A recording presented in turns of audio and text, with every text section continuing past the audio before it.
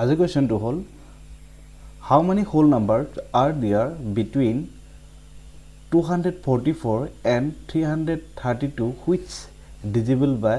7 মানে 244 আৰু 332 মাজত কিমানটা পূৰ্ণ সংখ্যা আছে যিবোৰ হাতেৰে বিভাজ্য যাব অৰ্থাৎ ডিজিবল হ'ব হৰণ যাব ঠিক আছে এই অংকটো আমি অতি সহজে কৰিম কেনেকৈ কৰিম চাওক 244 divided by 7 আৰু এটো কি কৰিম 332 divided by 7 এটো হাতেৰে কাটিলে কেবা যাব 7 × 21 ঠিক আছে ইয়াত কিমান থাকিলে 34 থাকিলে 34 মানত কেবা যাব 4 বাৰ যাব ঠিক আছে ইয়াত ৰিমাইন্ডাৰ 6 থাকিলে বাকি 6 থাকিলে আৰু 7 দি কাটিলে ইয়াত কেবা যাব 4 বাৰ যাব 28 গুছি গল থাকিলে 52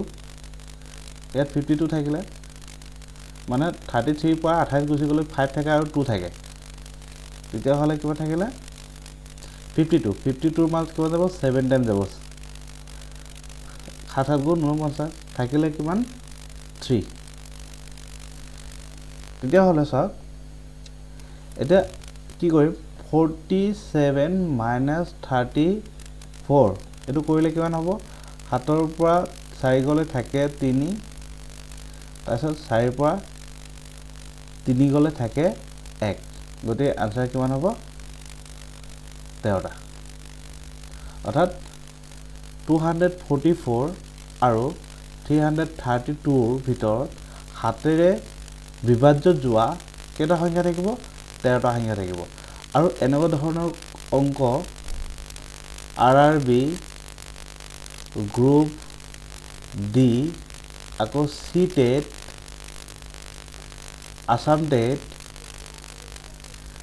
তাৰ পিছত আসাম পুলিচ আদি এক্সামত অহা দেখা যায় গতিকে অতি সহজে এনেকুৱা ধৰণৰ 1 মিনিট নালাগে আধা মিনিট লাগিব এনেকুৱা সহজে কি কৰিব পাৰিব এনে ধৰণৰ কোৱেশ্চন সলভ কৰিব পাৰিব ঠিক আছে